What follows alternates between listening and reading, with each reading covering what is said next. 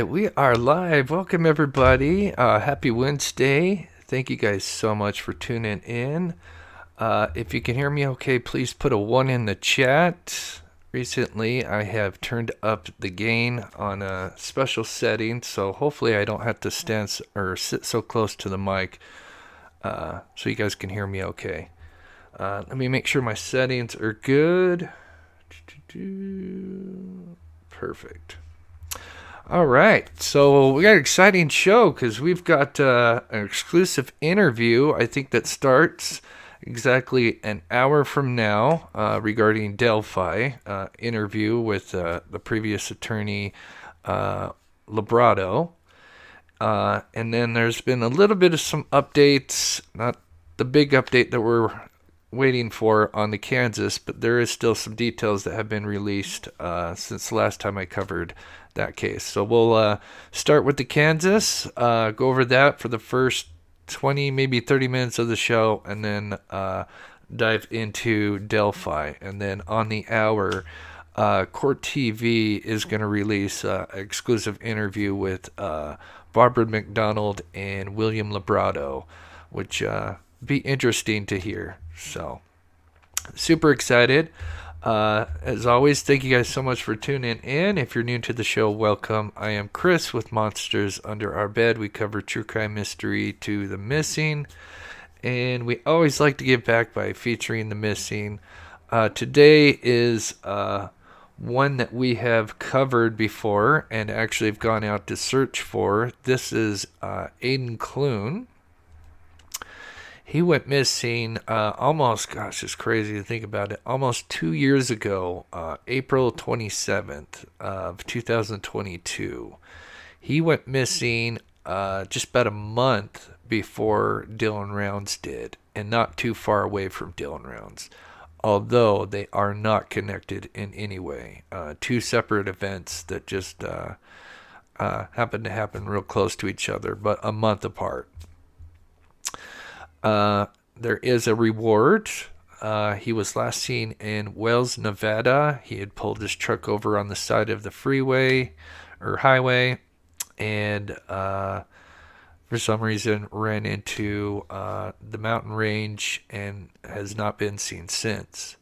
They still believe there's a chance that Aiden could be on the run and maybe suffering from some kind of mental health issues. So anyway, I just wanted to share that. There was a possible sighting here in actually Salt Lake City, Utah, last year in June. Don't know 100%, but there was a picture of a boy that was going around the internet that did look like Aiden, but we don't know for sure. Anyway, let's move on to the first part of today's show. Let me get the video ready. Let me pull this up real quick. Oh. And on this one.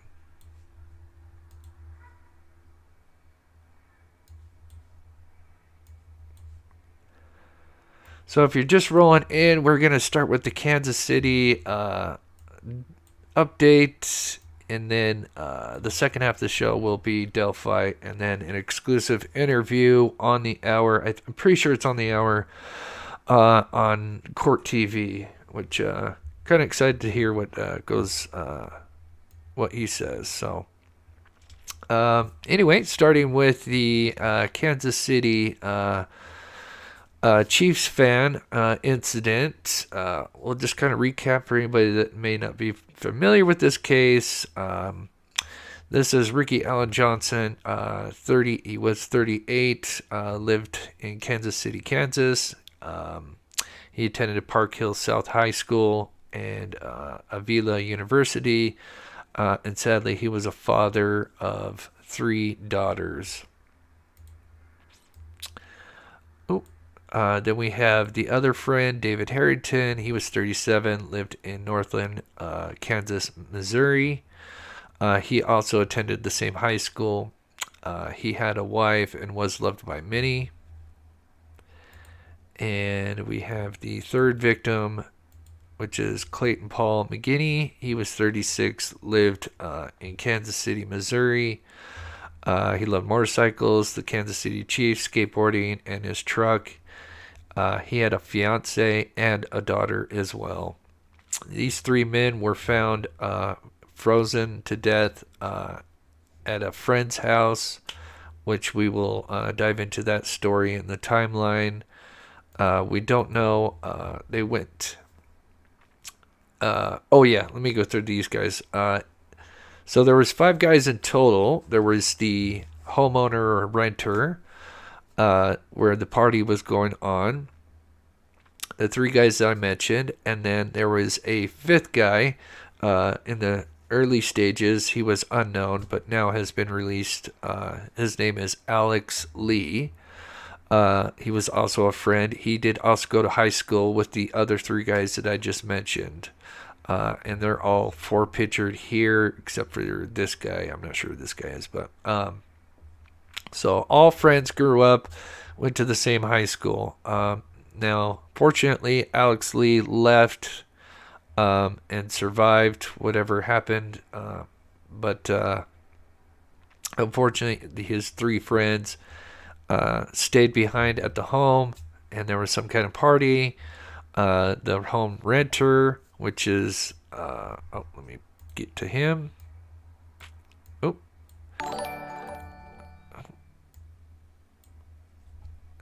Which is the homeowner renter, Jordan Willis. He hosted an after party at his home with the other 4 guys. He is an HIV scientist who works from home. And they threw a party at his home there. And originally he said that he saw the 3 men leave, and then he slept on the couch, and then after the 5th guy, Alex, came out and said, well, no, when I left, all 4 guys were watching Jeopardy. When I left, then he changed, Jordan changed his story and said that he saw the guys downstairs in the living room, and he went upstairs to go to bed. So, kind of interesting. And here is the timeline, and gosh, I didn't realize this, kind of messed it up. I wanted to have it where when I put it in the red highlight, it would show up better, but it just actually makes it worse. But we'll just go over the timeline real quickly, and then we got these videos here, and I'll get to chat. But apparently, so it sounded like they were supposed to go watch the game all together, but it seems like this is an after party, because the game started at 3:25. Apparently, the 3 guys watched the game somewhere else, and then they showed up at Jordan's home around like 6:30 and 7. And so here's the timeline. It says 7 p.m. Alex Lee arrives at the home of Jordan Willis. 7:30, McGinney tells his cousin Alan that he and Johnson will take care of the construction job on Monday so that Alan can rest after suffering a back injury. At midnight, January 8th, Lee leaves Willis's home. So this is apparently when Lee leaves, and he says, and he said goodbye to the host, which would be Jordan, and then his 3 friends. And he says that they were all watching Jeopardy. So if we go according to Alex Lee's timeline, the men were still alive at midnight when he left, while the other 4 were watching Jeopardy. According to Willis, the homeowner, who's changed his story a couple times, says at 12:30 he goes to bed while the 3 friends are still at his home.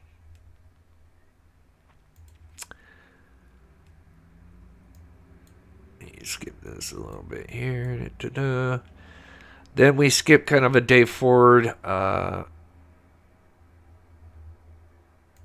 Oops, I can't even read it when it does that. McGinney's fiance, April, Johnson's mother, Norma, both text Lee to ask the whereabouts of the 3 friends.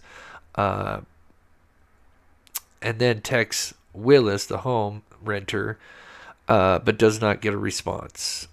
January 9th at 7 p.m., Dakota, a close friend of the men, goes to Willis's home, bangs on the door for 20 minutes, and does not get a response. 2 hours later, that same day on January 9th, April, which is the fiance, arrives at Willis's home after seeing that their vehicles are out in the street of the two men. Knocks on the door. No one answers the door. There are no other entrances due to the fence. Let me get this down a little bit. Should have just gone to the website. Then she breaks into a basement window, according to friends. She calls, once she gets into the house, she calls out for Willis, the home renter, but he does not answer. And then sadly, when she's on the first floor, she looks out the window and sees a body on the back porch. Then officers arrive at 9:51, and we do have some video of the officers. And then apparently they originally handcuffed Jordan Willis, but of course they have since said that there's no signs of foul play. So I'm going to start the video and get to chat here. And then, like I said, there are some new details. Nothing huge, but some new details. Hey, Sirius Black, good to see you. Good to see Geneva. I'm so glad you can use all caps. I'm so happy about that. Henry Dog, good to see you. It's been a while. Good evening, everyone. I hope you're doing well. Henry Dog, as always, thank you so much for your continued support. 13 months, just over a year. That's so awesome. Thank you so much. I hope you're doing well and having a great new year. June, good to see you. Hi, Chris. Glad to see you tonight. Thank you so much for the $1.99. And, of course, I responded to your tweet. And thank you so much for the super chat. You were so sweet. And speaking of Sweet Dreams, member for 14 months. That's so awesome. Thank you so much, Sweet Dreams, for your continued support. Thank you so much. And one more. We got Sensei Wackadoodle with the Euro $3. Thank you so much. I hope you're doing well. As always, thank you so much for your continued support. All right, here is 2 interviews. This one I think was a couple days ago, and then we have one from today. In the door, he went back on the couch and he crashed. But that 5th person, reportedly and Willis' friend, were found dead. Went to bed on the couch, where he slept for 2 days. He says. Let me know how the volume is on this one, if it's just right. Before he fell asleep, they were going to leave. He actually escorted them to the door, said their goodbyes, opened the door. He went back on the couch and he crashed. But that 5th person reportedly denying all of that. He claims that he left the house while the 3 friends and Willis were still awake watching Jeopardy and insisting that he was not the last one to see them alive. Grieving family members, including our next guest, demanding answers. Jonathan Price. His brother was one of the men found in the backyard. His name was Ricky Johnson. Thank you so much, Jonathan, for joining us. I know your family is. Apparently, the cops did go through the house, which is actually in the. I'm not sure if it's in this first interview or the second interview. Just devastated. Everyone on this couch has a brother. You say things are not adding up. Oh. What do you mean? Thank you, Reed. I mean so much. For one, like you guys just showed, does he know when they left or does he not? Does he know if his dogs were there? Does he not? There's way too many questions still needing to be answered, and nobody can answer those questions in honesty except for Jordan. Yeah. The 5th person, he was there, but he wasn't there after. Good job. Okay, frame. Thank you guys. Well, and didn't Jordan's attorney say, and correct me if I'm wrong, that he saw his 4 friends out at the end of the night?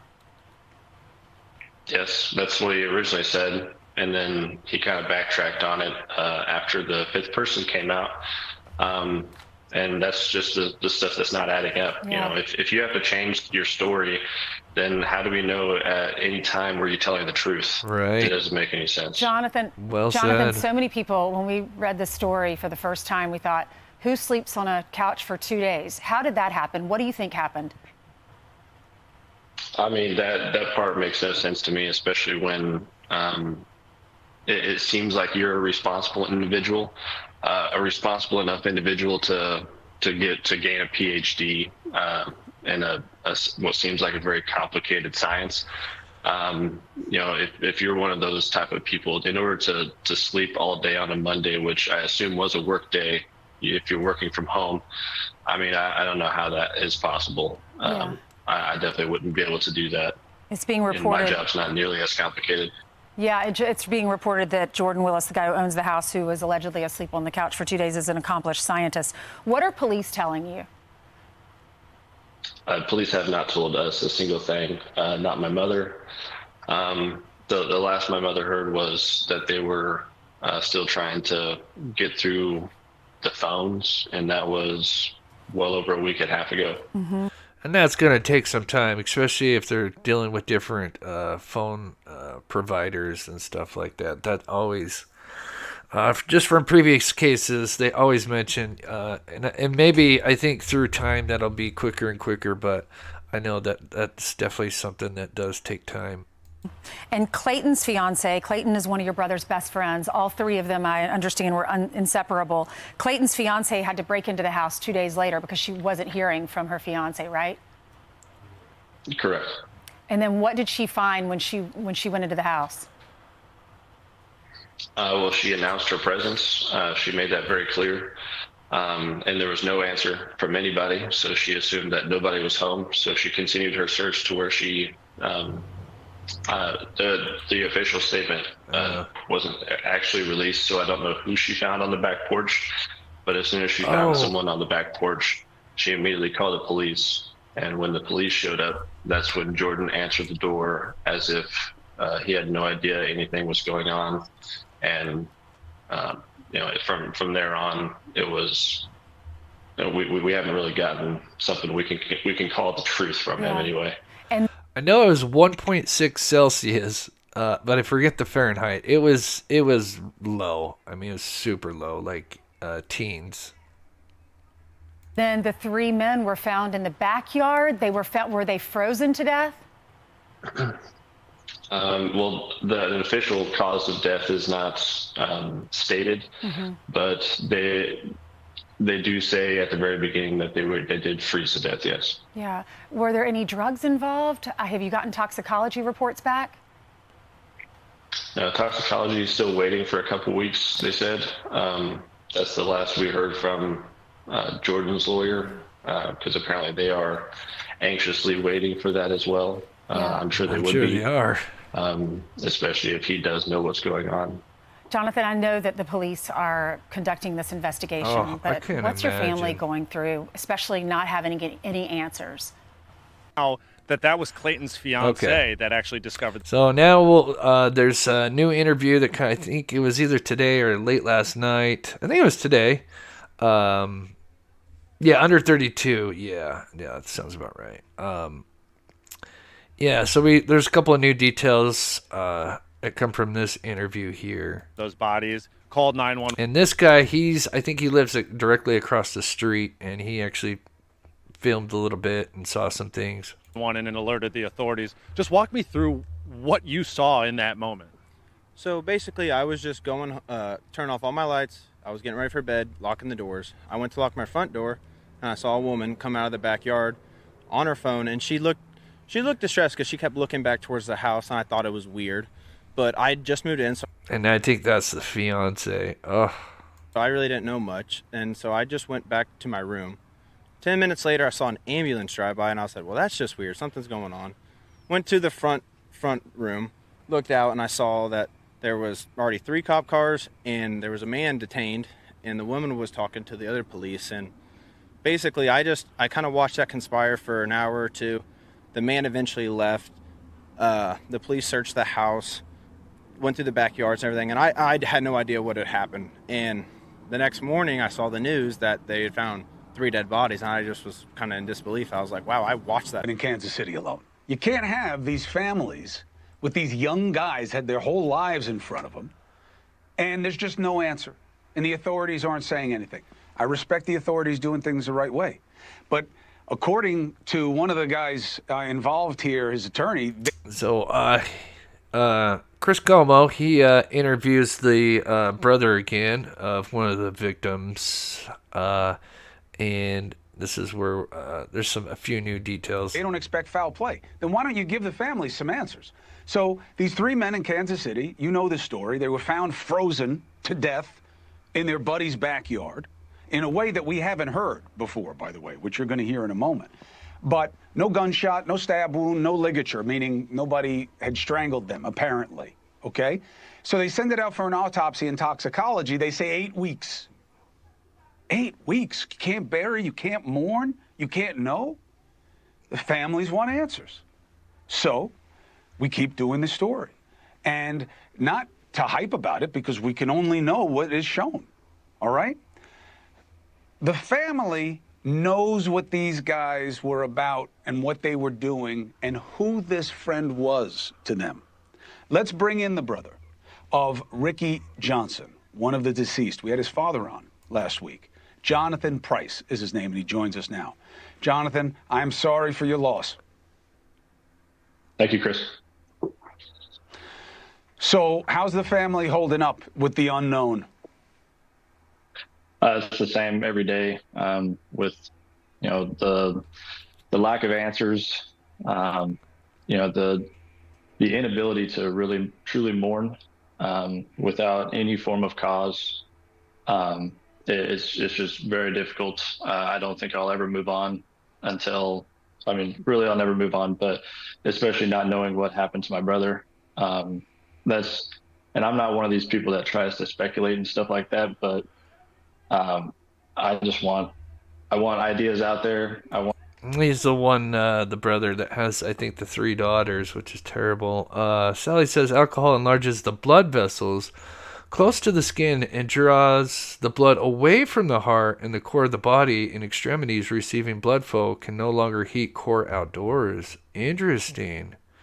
Wow, thank you, Sally, for sharing that. I saw someone mention something similar. Court TV is going to be in a half an hour, or, 36 minutes from now. I think it's 8 Eastern, because it said 7 Central. 7 Central is an hour from now, or hour and a half, 30 minutes from now. I want to be involved more. My mother, Ricky's father, they want to be involved more, and we're just not getting answers from anybody, even the people that claim they're doing the investigation. So is it true that you guys have been trying to get the police to tell you what's happening and that they are not in communication with you? That's correct. Is there any reason, is there Yep. some protocol in Kansas City I'm not aware of where they're not allowed to interface with the families of victims of crimes? Because usually that's like the main interface. Yes, and you would think so, especially with something like this. And I'm not saying there was or was not a crime, but if you immediately suspect no foul play, then you should have a story. You should have something to tell the families. And for no one to hear anything, that doesn't make any sense. And I think that's one of the main reasons why this is getting so big. So 2 things that you've said that I haven't heard before. One, you seem to know something about where these men were found that I haven't heard. What information do you have about specifically where they were in the backyard and how they were situated? Well, I don't have firsthand knowledge, but I have heard, because as being a brother, I'm looking at everything. I'm looking at everything anybody posts, whether it's, information I feel is useful or information I don't feel is useful. But information I did find. Well, you also know who found them, was, right? I mean, they were found by an extended family member. So you guys are in contact. So go ahead, tell the audience.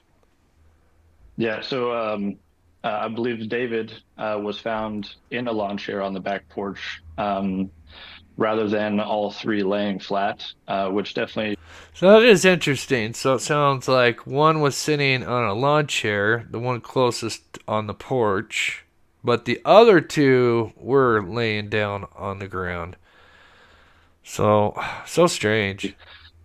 Paints a picture we did not have from the very beginning. And it definitely brings up some questions that you would have, especially with somebody that, I don't care who you are, where you live. If it's snowing outside, you're looking at how bad it's So getting, that. especially if you have any type of responsibilities of leaving your house in any way, shape, or form. It doesn't matter if you work from home, you got to leave sometime. And from his lawyer, we don't know if he left or not, because he started out saying that he left the home sporadically throughout the day. And then So is this guy here on the left, David, that was found on the lawn chair closest? So that was who the fiance found. another one where he was home for 50 hours with no leaving the house And they or had looking out a cars. window. And there were Yes. cars outside in front. And you have a feeling that an intoxicant was involved, and you know your brother, and this is not a judgment thing. I don't care how he liked to spend his free time. It's not what this is about. You believe that the answer here lies in something that your brother didn't know he was taking. Yes, absolutely. I don't even speculate on what my brother has or has not done in the past, because that wouldn't be firsthand knowledge of mine either. I just know that my brother was a good man. He loved his daughters to death. He absolutely had future plans to be a So the last little bit of information that came out from Daily Mail today is apparently Jordan Willis, the homeowner here, has checked into rehab. So kind of interesting. Sounds like there. I know you can check into rehab obviously for alcohol, but I think there was some other substance that they were possibly taking, whether it was of their own initiative or, obviously we don't know a lot about Jordan Willis, but apparently they were buddies, so I can't see him poisoning his friends. But then again, anything's possible. But my speculation would be is some kind of accidental overdose. They took something, and yeah. Let me know if you feel differently in chat. So we're gonna pretty much switch over to Delphi because I need to kind of get into the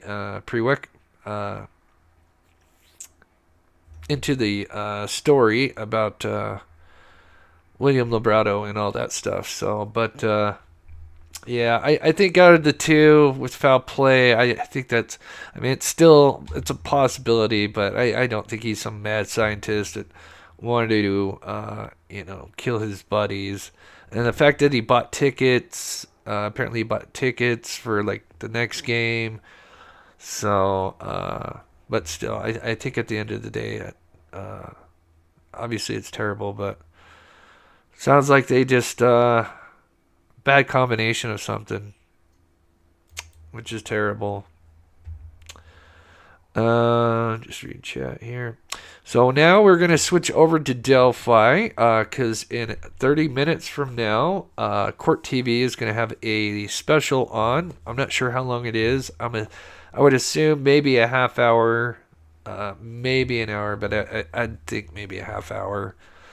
But there are some, obviously, if you guys haven't seen it, there are some highlights that were released from this interview. So let's dive into that. Looks like a lot of people agree. Lori agrees. But of course, we're waiting on the toxicology. We hear 2 weeks, and then I heard somebody in chat say, and I heard as well on, I don't know if it was what channel or whatever, but some are saying it may even be longer than that. I think they'll probably get the results back well before we actually hear about them. But, you never know. Cage, where Richard Allen has... Okay, so I got an interview that's 2 parts here. This first part just kind of talks about just kind of the latest stuff, because there has been a lot of court filing that's been going on since... Richard Allen's attorneys came back, and then the old attorneys have now withdrawn, And then, Judge Cole has been, and the state has been putting out some different filings. Been meeting with his attorneys behind bars. Now, those attorneys are fighting to have him once again moved to a new facility and have the judge kick off the case. Yeah. Well, Allen is charged with killing Abby Williams and Libby German in Delphi, Indiana in 2017. Now, in a newly filed affidavit, Richard Allen lists 19 reasons why Judge Fran Gull should be removed from his murder case, including tampering with the attorney-client relationship, violating his due process and Sixth Amendment rights, and making public misrepresentations on the record. The affidavit was filed by Bradley Rosie and Andrew Baldwin, attorneys who were reinstated by order of the Indiana Supreme Court after Gull removed them from the case in October.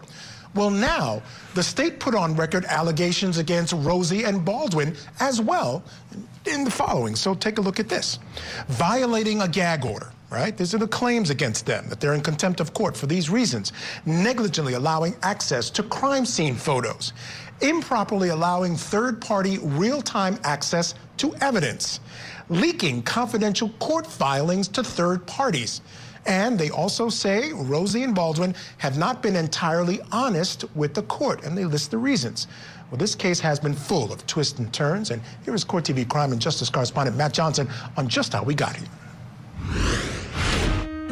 Best friends 14-year-old Libby German and 13-year-old Abby Williams were dropped off for a walk at the Monon High Bridge Trail in Delphi, Indiana, and were never seen alive again.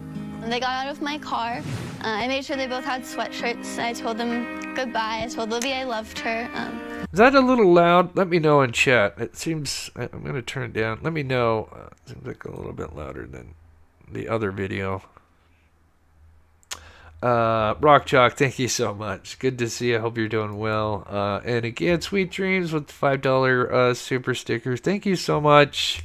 Really helps. I appreciate you.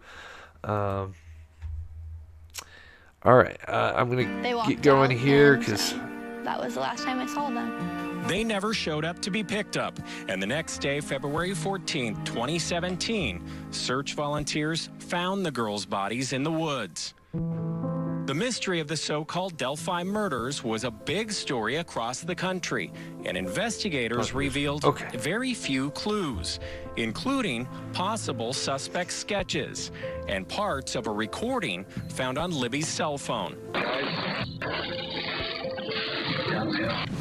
Nearly 6 years had passed with no real leads. Then, in October of 2022, a break in the case, an arrest. Today is not a day to... Yeah, apparently he's not under gag order. From what they said, I don't take that as fact, but that's what I've heard been said. Celebrate. But the arrest of Richard M. Allen of Delphi on 2 counts of murder is sure a major step in leading to the conclusion of this long-term and complex investigation. Police revealed their suspect had been living in plain sight all along. Richard Allen was a local husband and father, working as a farm tech in the town's CVS. Now we have... And see, they still get that wrong. He said farm as in pharmacy tech. That is wrong. He was a shift supervisor. Person charged with it. All right, we have a face, we have a name. What would you say to Libby after you guys finally got this guy? I'm going to skip this forward just a little bit because I want to... Girls there. Police say an unspent round found near...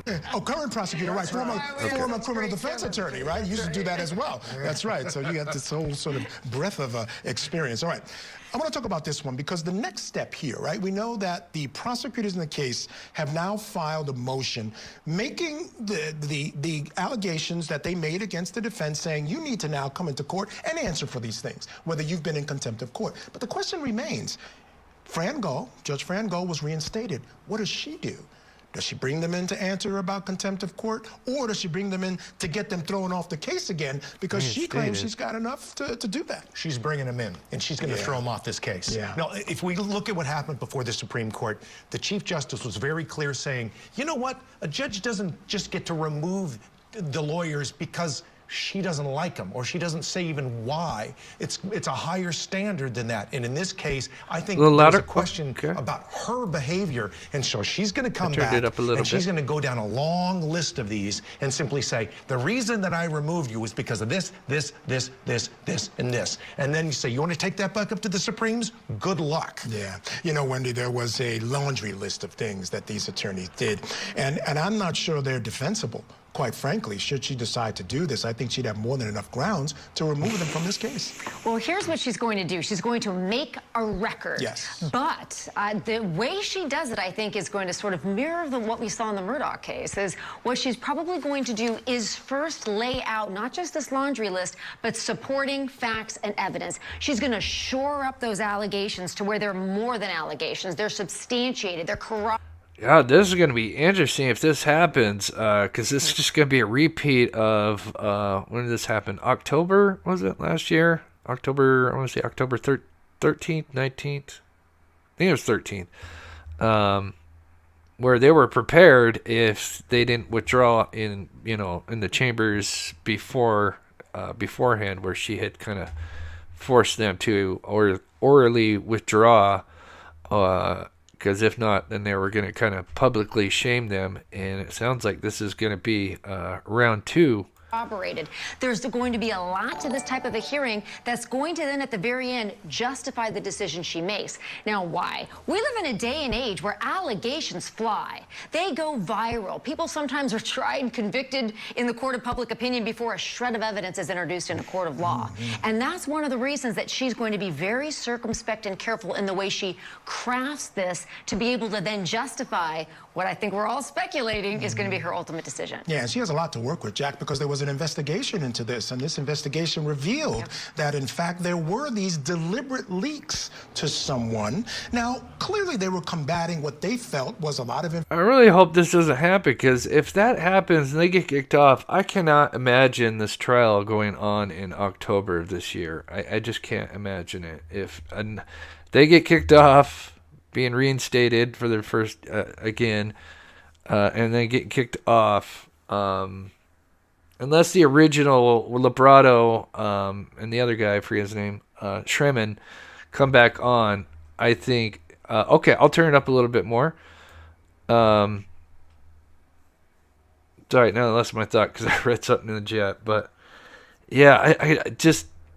If they get kicked off, Rosie and Baldwin again, and if it's not Lebrado and Shremmen that come back on, I don't see this trial happening in October. Ugh, what a mess. June says, do another Judge Told video. Fun to see you laugh a lot. That was a lot of fun. Thank you, June. Yeah, it was a nice break from all the terrible stuff that goes on. Information put out by prosecutors, and then this gag order came along and they were sort of slapped with that, and they felt that they were being silenced by that. What do you think about these gag orders? Because there were months and months and months where prosecutors were free to put out all this information about why they thought Richard Allen was guilty. As soon as he got some defense attorneys, they come on the case, suddenly they go into court and say, we need a gag order. You know, that frustrates me a little bit. Gag orders can be incredibly frustrating because, remember, it starts with the perp walk. And then they lay out all this evidence and they start talking about how this horrible person did X, Y, and Z. And they talked about it for months and months. And then all of a sudden there's attorneys on the case, and this is even before charges, right? And then it starts and you roll it out. And then at some point the defense is saying, hold on a second, you have just impacted the entire jury pool. Everything that's happened before this was all just an allegation. We want to come back and at least set the record straight. And what they do is they'll race into the judge and say, oh, no, we can't be talking about this case now. But they were fine with it for the last 90 days. And so my problem is, this is about equality and about fairness and about due process. And due process always is critical, just like we were seeing in cases yesterday and all the other ones we're dealing with.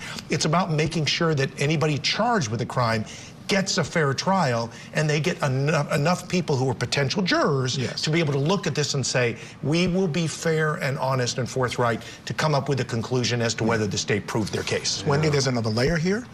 You were a criminal defense attorney. There's allegations of a conspiracy, larger conspiracy involving this Odinism religion. And one of the things when you represent someone and you have this conspiracy, you've got to get the word out, because it's a benefit to the state to keep you quiet when you're trying to raise all these issues, because public opinion is important. We're seeing that in the Reed case in Massachusetts. So I think it's important here that they get word out, but they have to do it the right way. Both sides are bound by the same trial publicity rules under the state bar of every single state, which are all modeled after the ABA. Yeah. Both sides have to abide by rules that basically say you can't say or do anything that's going to reasonably prejudice an adjudicative proceeding, is the language they use. It means a trial. Yes. You can't say anything that's going to unduly influence the potential jurors. It doesn't matter what side you're on. And all of the interesting case law really comes on. You really think that's true, though? I know it is. No, but do you think that what you see from prosecutors who roll this out regularly? Here's what I would say about that. Prosecutors roll out the charges and what they're allowed to say. Sometimes it's salacious and it's very damning only because those are the facts, Jack. Oh, those are the facts, are they?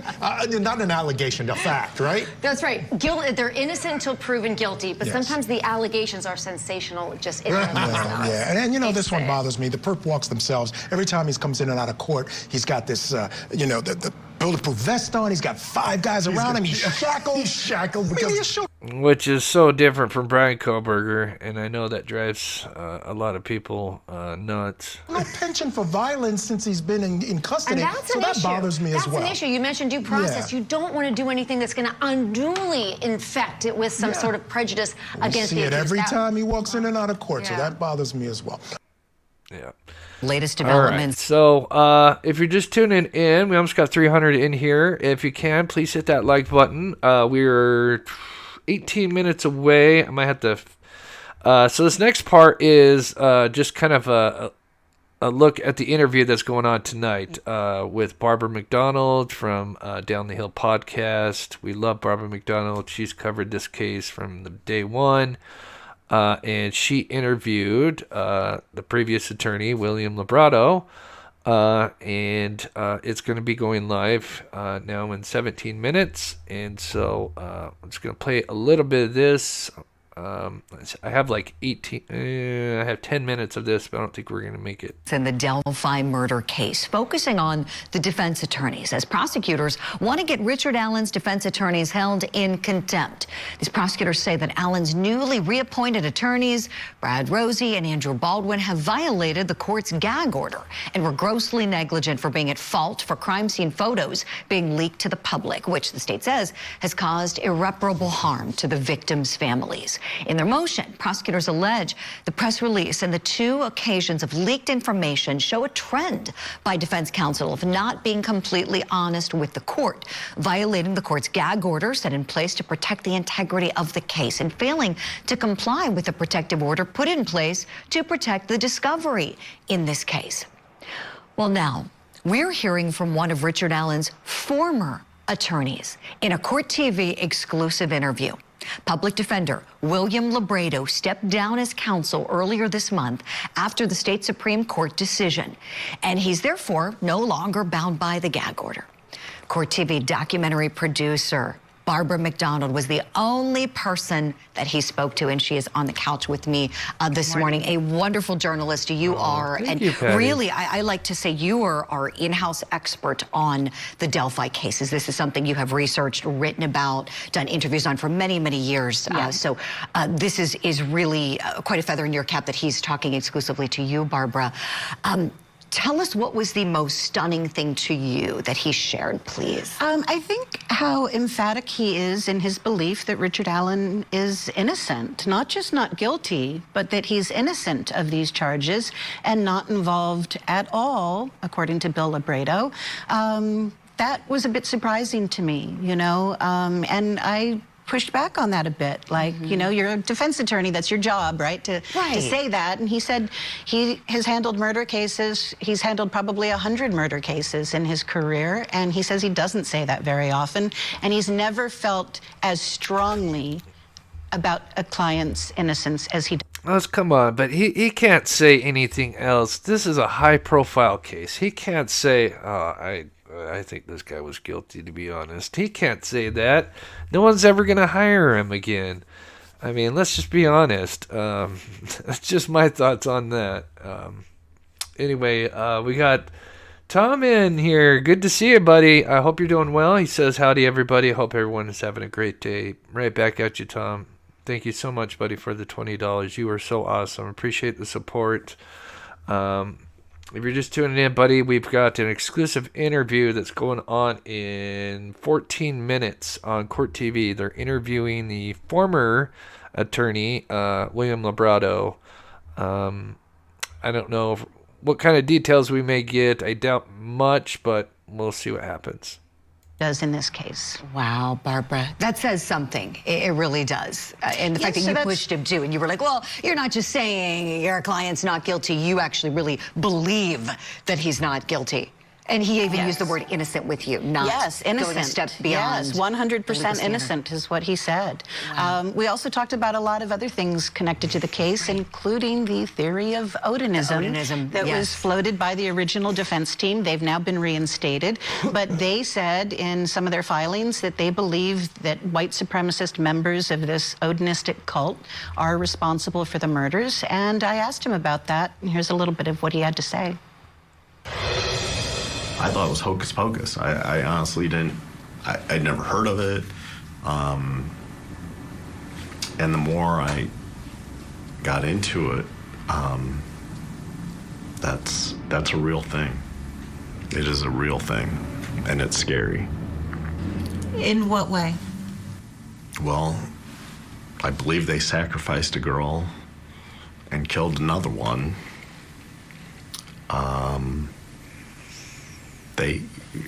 Some of the people that live in Delphi were very brazen about their Odinistic. All right, let's just sacrifice, a couple of young girls for the hell of it. I mean, what's the motive? I'm sorry, that sounds silly to me. I know many do buy it, and they have their right to. I can't get behind beliefs on their Facebook pages and other social media accounts, including the sergeant who was in charge of keeping Mr. Allen safe in Westville. You described one of those officers that's mentioned in one of Rosie and Baldwin's filings, Sergeant Jones, who was wearing patches that said, "In Odin we trust," on his Department of Corrections uniform. Yep. The judge ordered the warden to make them stop. And then what did you notice? That Mr. Jones had a tattooed under his right eye. Yeah, from what I understand, because a certain podcast that shall be not named, they did an interview with a couple of employees, former employees with Richard Allen. And anyway, one of them, and I do have the interview in an older show, said that, when you become a shift supervisor, you have to get the tech license or something. You have to do some kind of the pharmacy training because you're going to have to go into the pharmacy and deal with the registers or something like that. Don't quote me on that, but it's something to that effect. So he did have that license, and I think that's why they say he was a pharmacy tech, but he was actually a shift supervisor. He did not work specifically in the pharmacy, is from what I understand. From the best we can tell, it looks a lot like Odin's spear. And he had several tattoos on his forearms, including the interlocking triangles that are on his Facebook post.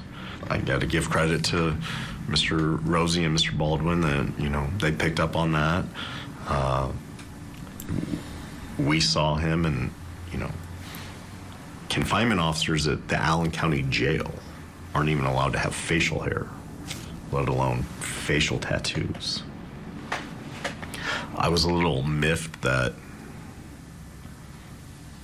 the warden allowed that, or, he even knew what it was. That was one of the things that surprised me, too, is that it was the same guard, according to Bill Lebrado, that had the patch, was told to stop wearing it, and then comes to work with the tattoo under his eye. I think that's Sergeant Barbara, Jones. As I'm watching that, my jaw dropped. Something else that's interesting that you asked him about, when he's telling you he believes in that legal theory, he wasn't the first attorney to put it forward. As you know, it was the first set of defense attorneys who are now back currently Richard Allen's defense attorneys. And as we know, attorneys don't always agree on a legal theory in a case. To me, that really says something, that there may be some substantive value in it. Your thoughts? Yeah, and he said that, you know, their defense strategy would have been probably a little bit different than Rosie and Baldwin, but not too different. They were also preparing a Frank's memo for a Frank's hearing, alleging that there were, you know, problems with the information that was used to obtain the search warrant for. Yeah, we kind of talked about that live, I think, a week or two ago. Yeah, it seemed like if they were going to stay on the, you know, Librado and Shremmen, looked like they were going to kind of go towards the Odinism direction, which would make sense anyway. You already have a foundation of a defense, which these guys have spent, you know, a year making, so why not go with that? And I believe... I think I understand why they would go that way, because I think they're going to have to combat the confessions. That's just my speculation, but that is going to be, because in my opinion, we don't know what the confessions are exactly, but if they are actual confessions, straightforward, I think that Odinism would be their best defense, because then he's, you know, supposedly influenced to confess.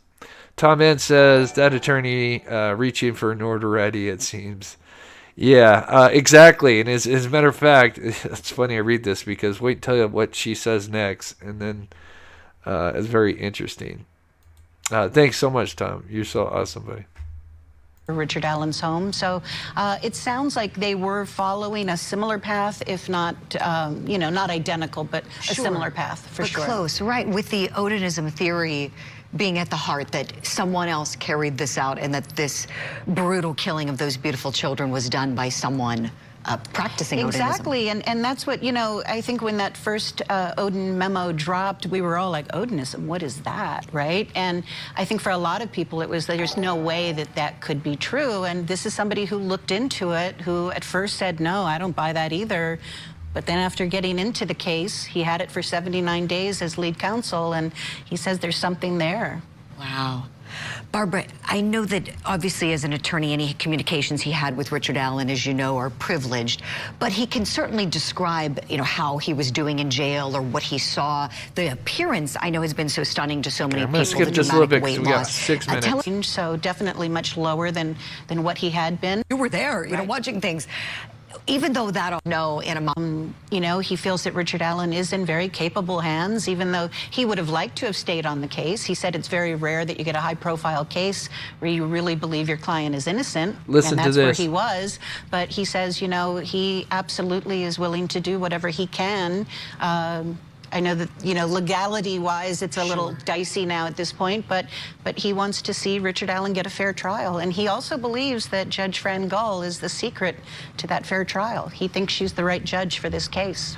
And now she's been appointed is it the chief judge in her division, Barbara? Wow, so, which is a huge nod from her colleagues. I mean, that must say so much about her. He said she's one of the most qualified judges he's ever worked with. He's been arguing before her for 2 decades or more, and says she's absolutely the judge who's going to ensure that Richard Allen gets a fair trial, which is what he says he wants. Yes, and he certainly has that right. Yeah, I'm sure once people heard that, they're not going to be too happy. Wow. Henry Dog with the $50 donation. Oh my goodness. Thank you so much. Have been busy, but never far behind. Oh my gosh. That's so sweet. Thank you so much, Henry Dog. If you can, please show Henry Dog some love in the chat. I really appreciate that. And again, I hope you're doing well, being safe, and the new year is treating you well, buddy.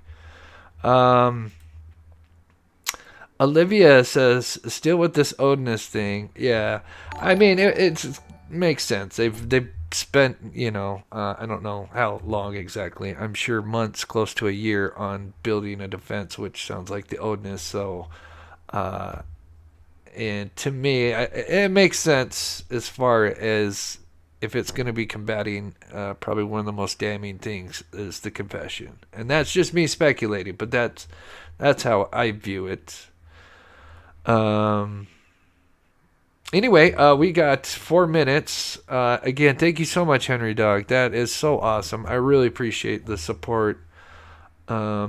Let's get to Court TV. So we should be on in 4 minutes. Here's a little preview. Here, let me just see what's going on. I may have to check into this as well. And thank you, Olivia. I'm sorry. I meant to thank you as well. Thank you so much for the super chat. I was kind of answering your thing with the Odinism. But Alec Baldwin pleads not guilty to involuntary manslaughter. That's such a heartbreaking incident with the rust, and then Alec Baldwin, and kind of interesting to see what goes on with that.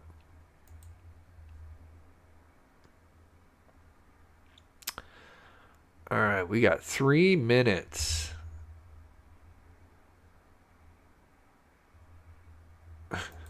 Paula Lee, eye roll. Connie Hill, great question. Let's see if I can find her thing here. Oh, there's Miss Dog Lover. Good to see you. I'm sorry I missed your thing. How can this guy sleep at night? Shameful. Right. Good to see you, Miss Dog Lover. Hope you're doing well. And thank you so much for the $1.99. Sorry, I don't have the volume up yet. This is. We showed her to be a very flawed individual with a history of severe difficulties. So we got 2 minutes here. Her life, a tragic life arc. If you're just coming in, literally minutes away from a special interview with Barbara McDonald and William Librado, which is the former attorney of Richard Allen, which could be reinstated. You never know. State of Florida versus Karen Toby. Penalty phase advisory sentence. The jury advises and recommends to the court that it impose a sentence of life imprisonment upon Karen Toby without the possibility of parole. For the defense, the life sentence for no parole is a huge win. She was relieved. You know, she smiled Billiam. and hugged us. Says, hey Chris, I hope you're feeling with the doing. reality Oops. that Trying to she's turn gonna that down spend when I was trying to every- read your comment. It doesn't want to behave. I hope you're feeling doing better in regards to your foot. I have neuropathy as well in my lower left calf and foot due to diabetes. The compression socks definitely help with the neuropathy. Thank you. And I'm so sorry to hear about that, William. I have been doing some exercises. I also have this dog toy that someone gave to me. It's not a dog toy, but I tease them. And I literally, while I'm doing my live shows, and if I'm sitting down, I roll this. I have my foot, on top of it rolling, and it has helped me so much that it's almost gone away.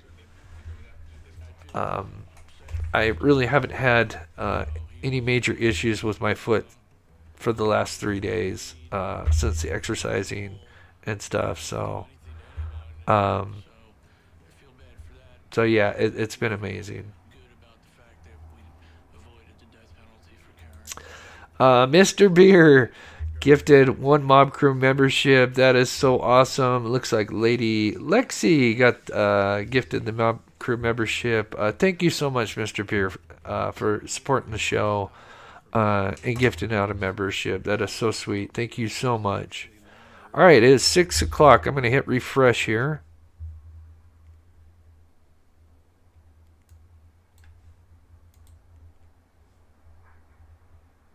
Toby is now in a Washington state prison, transferred there to be closer to her family.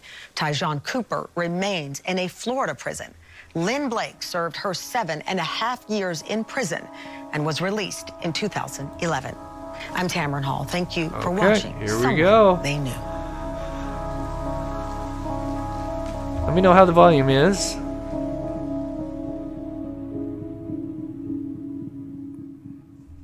All right. Let me know if it's too loud.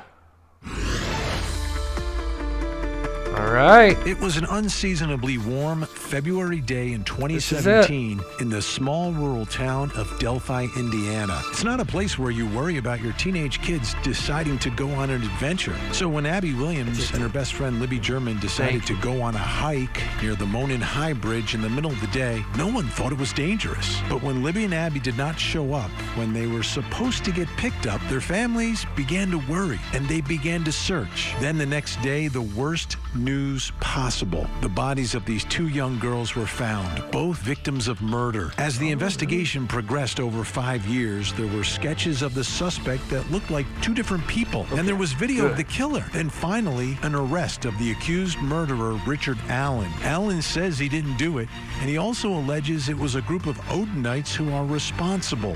White nationalists practicing an ancient Nordic religion. This case has also been buried in legal controversy involving Richard Allen's attorneys who were on the case, off the case and replaced, and then back on the case. Tonight, we'll speak with one of his replacement attorneys about Allen's innocence, his treatment while in custody, and Odinism as we continue our investigation of the Delphi murders. I'm Vinny Politan. Thank you so much for joining us tonight. Abby and Libby were best friends, and when I think about what happened to them and the moments of terror that they went through, the fact that two were murdered doubles the tragedy, obviously, but for each one of them, at least they weren't alone, right? I mean, that's a small consolation. But it reminds me of what we're dealing with out in Idaho with Kaylee and Maddie, best friends, who were also murdered when they were together. It's incredible loss for two families. Yeah. And now having to go through everything that they've gone through. This is almost unconscionable, the point that we're at now for the victims. It took 5 years for Richard Allen to be arrested. This was a guy who spoke with someone, gave a statement like the day of or the day after, saying he was there. And that in part became the basis for what they did like 5 years later in investigating him and executing a search warrant of his home. I think it was 2 All days things that after. could have been done easily within the first month of this investigation. He said he was there. It was February 15th. And they had some video image of the person who was there that they were able to retrieve. So at least at that point, they're like, oh, all right, we've got a video of the killer. Well, who was there that day, guys? I mean, it didn't happen. I can't believe it. But he's been arrested. Now, obviously, he says he's completely innocent and did not do this. And he gets the presumption of innocence. And his original attorneys, who are fighting tooth and nail on this one and also believe in his innocence, are back on the case, Baldwin and Rosie. These two guys have been very aggressive in their defense of Richard Allen. Not a popular position to be in, right? This is the highest profile case, went unsolved for years, horrific murder, and you're representing the accused killer. You're not going to be popular, but they want in on this case. Yeah, I love Vinny too. They want to do it. They believe in his innocence. So that's a significant factor in all of this, because this isn't going to be one of those cases where the defense rolls over. And we've had a few trials like that here on Court TV, where people, the evidence is overwhelming, and, you know, the defense Lori Vallow does their case, thing, but doesn't really do their thing. Completely different in this case. So tonight we have a Court TV exclusive, because as you know, there have been different lawyers representing Richard Allen at different times.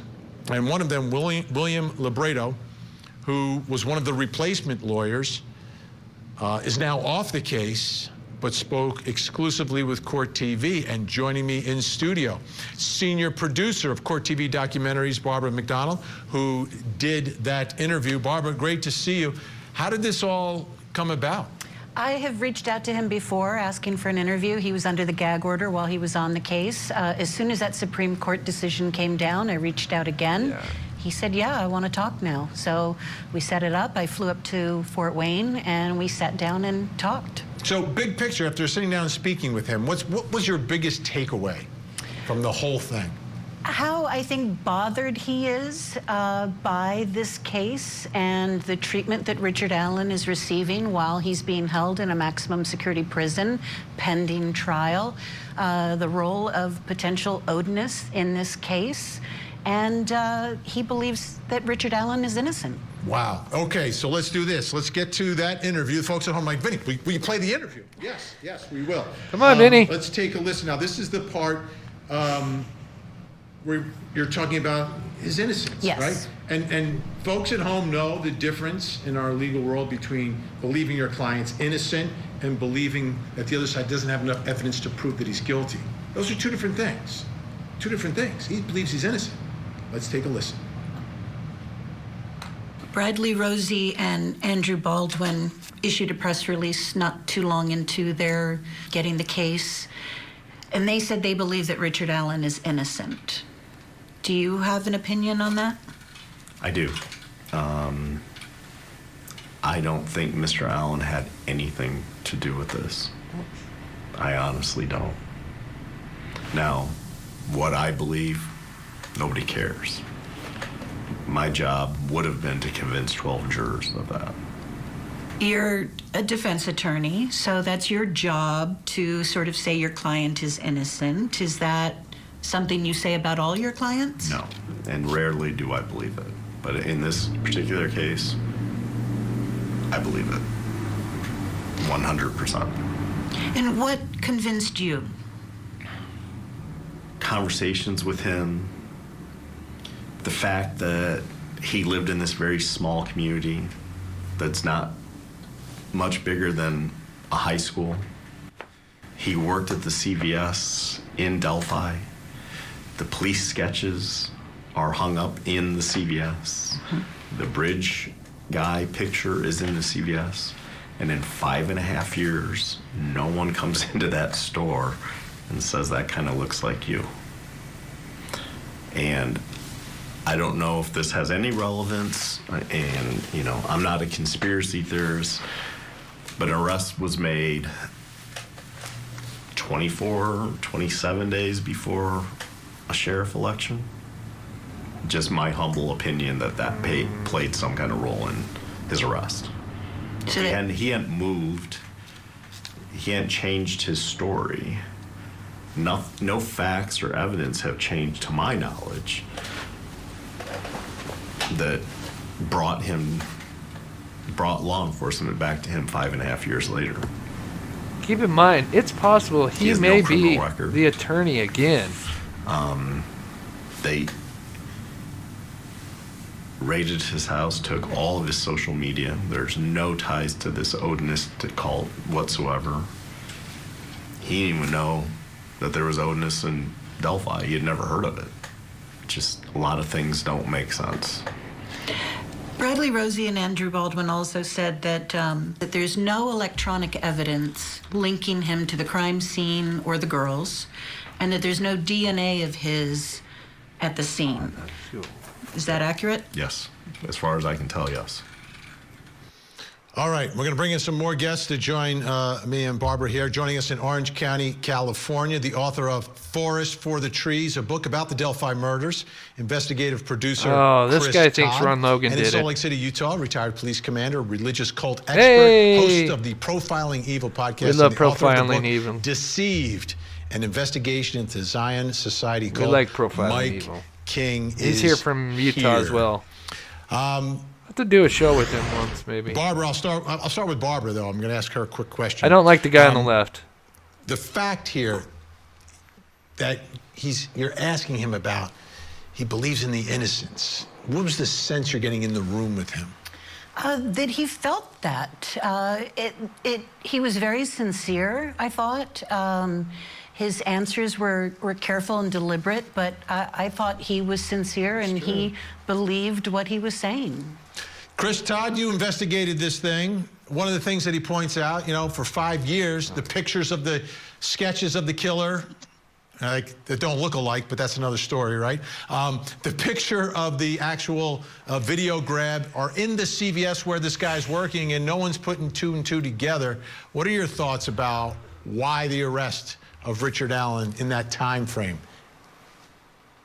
Well, we've talked about this before, and I don't believe Richard Allen is Bridge Guy.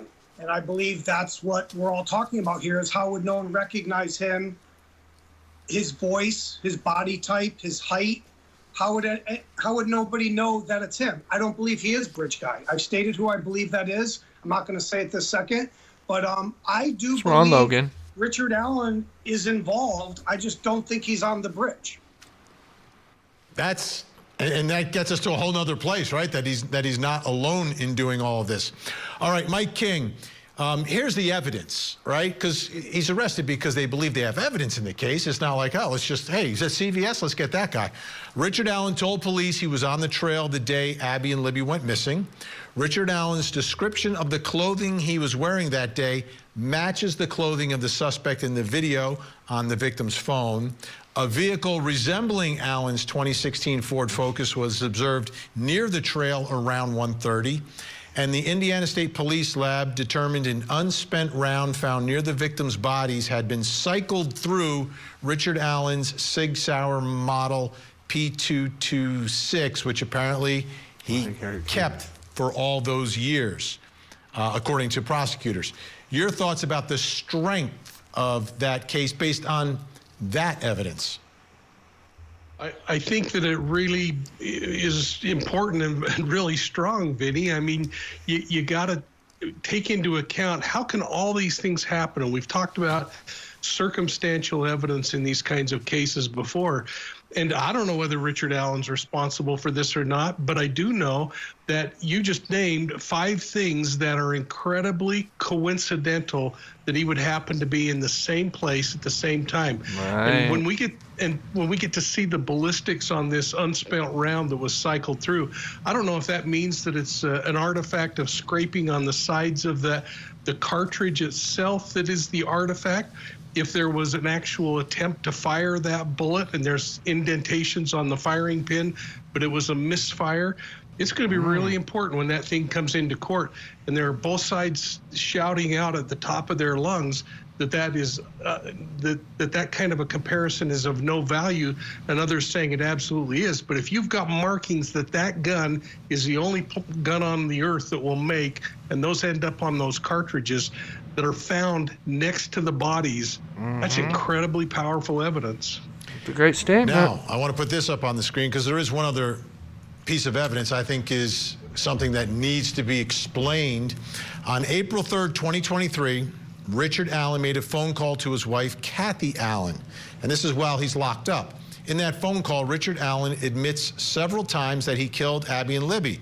Investigators had the phone call transcribed, and the transcription confirms that Richard Allen admits that he committed the murders of Abigail Williams and Liberty German. He admits several times within the phone call that he committed the offenses as charged. His wife, Kathy Allen, ends the phone call abruptly.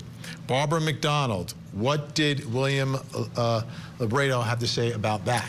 He said he has a lot of questions about it, that his understanding is it was basically one sentence that Richard spoke, this confession, so not a lot of detail provided in that confession. Ooh, one sentence? And he says that Richard Allen was receiving medication while he's in prison, both shots and pills. He doesn't know what those medications were. He tried to find out. And so he has a lot of questions about what all was going on. He also says false confessions are a real thing, especially when people are subjected to very harsh prison conditions. Yeah, the one thing about the false confession in this case, though, that we've seen him here on Court TV, but it's usually under an interrogation scenario. This is a call to his wife. Right. Mike King, your thoughts on that? Because this is going to be significant. No one has heard this thing outside of investigators, and I presume maybe at some point the defense will hear it. What are your thoughts about this confession, and what would be important about the circumstances for you surrounding it? I think that the most important thing that comes out of this is it wasn't one confession. By every account that I've read and other testimony I've heard on different media sources, is that it was at least 5 times, maybe 6 times, that he made these confessions or admissions. That's more than one sentence. He was the guy. And I think that's going to be really difficult to overcome, Vinny. You can say, okay, he might have been having a problem just before he started eating evidence and having all of this bizarre behavior. So I want to know the timing of those other 4 or 5 calls, not only just to his wife, but we also know that one of those calls was to his mother, where he explained that he was the guy. Chris Todd, what is it about the scene, the evidence, the story, the case that makes you believe it's more than one person? For a long time, I thought it was just one person, and until everything started to fall into place, that they arrested Richard Allen. And like I said before, the word on the street is that he had bragged about being involved in the murders, and that's how they were tipped off to him. So I always had a hunch there were possibly 2 people never heard involved. That. You guys? So I believe that one person is waiting on the property, and the other person holds the girls at gunpoint, and they meet together down by the creek, and they go to a location that is not, I believe, is not the crime scene where the bodies were found. All right, our guests are staying with us. We'll continue with more of our Court TV exclusive interview with Richard Allen's. It's definitely possible. Former attorney who was on the case and has a lot to say on this. We're going to talk about Odinism. Odinism, that is such a huge theme in all of this. Plus, coming up next hour. In Oakland County, Michigan, high drama in the courtroom. Jennifer Crumbly has been charged with 4 counts of homicide for 4 murders committed by her son, the Oxford school shooter. Today, a firefighter who Jennifer was having an affair with testified about some critical text messages. They didn't see him as a threat, and he could stay in school, which he wanted to do. His backpack was with him. Why didn't they search it?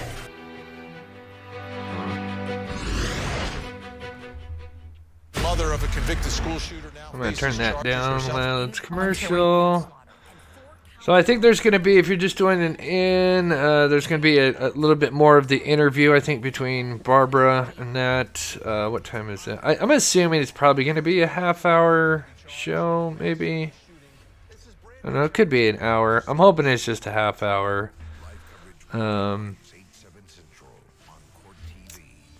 But anyway, I was going to say something I forgot. But yeah, the guy on the left, Chris Todd, and then the guy on the right is Profiling Evil. Todd? No, that's the other guy. I forget his name. Profiling Evil. It's Mike or something like that. Shame on me. Anyway, he's from Salt Lake City, Utah. He's from here. Amazing guy. He's written some books. Ex-law enforcement. Tom, these statements are the reason law enforcement waited so long to arrest him, in my opinion. They wanted to know for a fact, without a doubt, that they had the right guy. Yeah.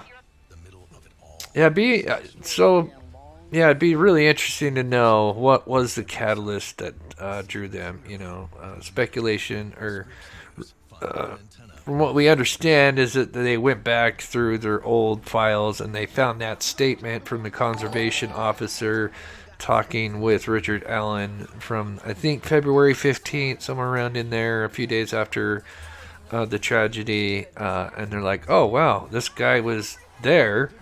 Oh, and he also said that he parked at this abandoned building that we've been asking the public, Mike King, thank you, the public for the last, decades, or not decades, but years. And yeah, it'd be interesting to know how, if that's what unfolded and when and how, or if there's more to it.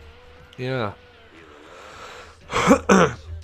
But yeah, the Todd guy, I think he originally, sounds like he originally was Ron Logan, but now it seems like he's thinking it's Ron Logan and Richard Allen, which is interesting. So, Still another commercial. That is incredible. It's the best job in the world. Sweet Dreams with the $3 super sticker. Thank you so much, Sweet Dreams. You are so awesome. And of course, Tom, thank you again, buddy. Make sure I didn't miss anything. 100%. Interesting about the one sentence, though. I'm sure he's referring to one confession. But yeah. So here's what we're going to do now. We're going to save ourselves by setting a goal to save 2% more of our income for our retirement. Why 2? 1% honors you. I mean, was it I killed them? I killed the 2 girls. So come on. Learn more about I mean, that's a sentence, and then I doubt he would be going into specifics with her.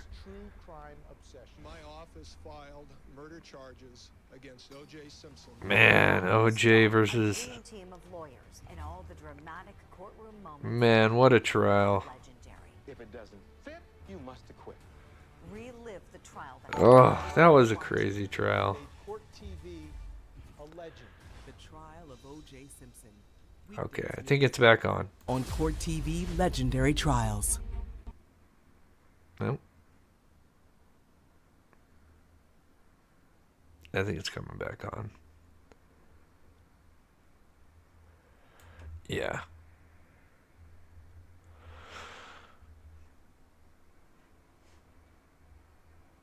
But again, thank you guys so much for watching this with us and chatting. I really appreciate it. I love you guys. You guys are so amazing. We're going to have some interesting stuff. We'll talk about it in the next break. It was the Odinist. What's an Odinist? Like, before I started covering this right. case. Yeah, exactly. Odinist. Never heard of Odinism.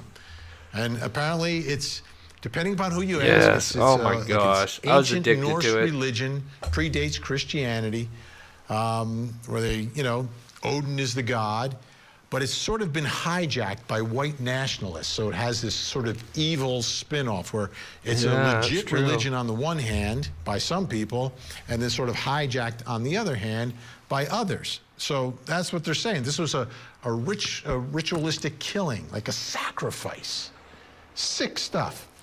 So, Barbara McDonald, Court TV senior producer and a Court TV exclusive, sat down with Richard Allen's former attorney, his replacement counsel, William Lebr, and here's what he had to say about Odinism. You had not heard of Odinism when it first was floated with regard to this case? I honestly thought, I was like, no disrespect to Mr. Baldwin and Mr. Rosie, because they're excellent lawyers. I thought it was hocus pocus. I honestly didn't. I'd never heard of it. Is that the first true thing he said all night? And the more I got into it, that was a little harsh. That's a real thing. It is a real thing, and it's scary. In what way? Well, I believe they sacrificed a girl and killed another one.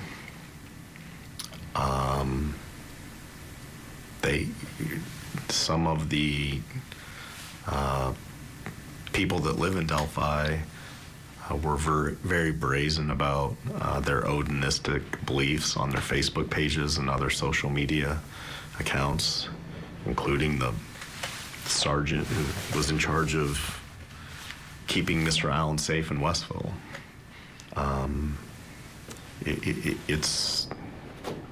It's real. Just the other day, Robert and I were going to lunch, and we saw a Jeep Wrangler right here in Fort Wayne with a spare tire on the back. And the cover said Odin, and it had all Odin spears like around on the cover. I would have never known what that meant, and outside of this case. That doesn't mean you sacrifice people, Mr. Rosie though. were onto something right away.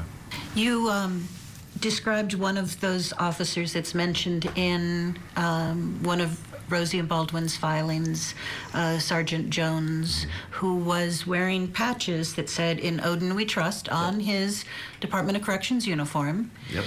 The judge ordered the warden to make them stop.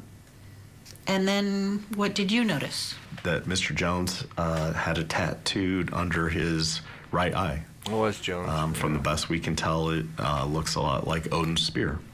And he had several tattoos on his forearms, including the interlocking triangles that are on his Facebook post.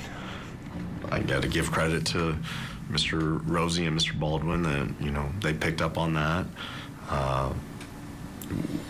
We saw him, and, confinement officers at the Allen County Jail aren't even allowed to have facial hair, let alone facial tattoos. I was a little miffed that the warden allowed that, or, he even knew what it was. That's true. He looks a little scared talking about Odinism. I mean... I don't know if he was scared. I know that he was being very careful with his words. As an attorney, I bet he was. He wanted to be sure that what he said was what he sure meant. he was. But yeah, I think he probably does feel a little intimidation by it. He said it's a scary thing. And once you begin to become aware of it and you see it more often, he might not have known what that tattoo was had this issue not already been raised.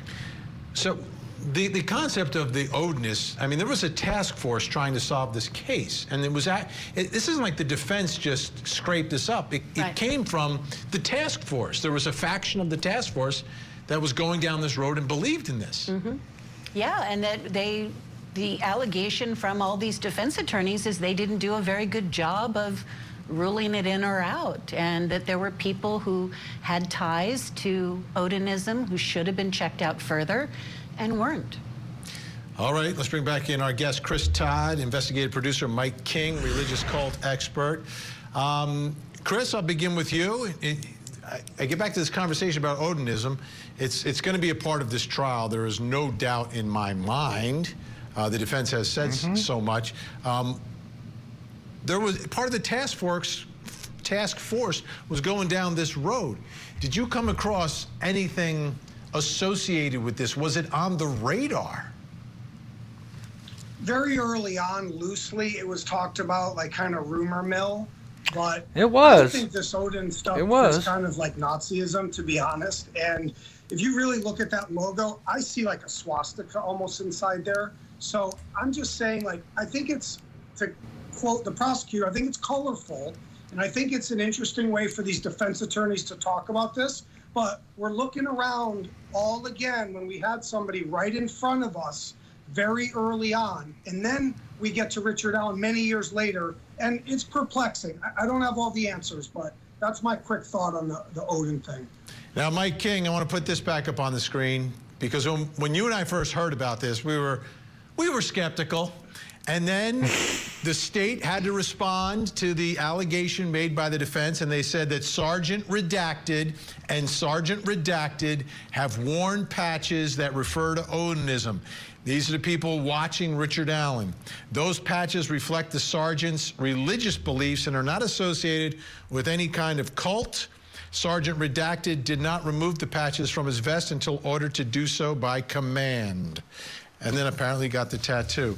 All right, so Mike King, where do you see the line between religion and cult? Because I think that's significant here, because if someone's practicing their religion, they're practicing their religion. Right. They might believe something different than we do, or something different than their neighbor believes. That's a good question. Everyone's entitled to practice whatever religion they want.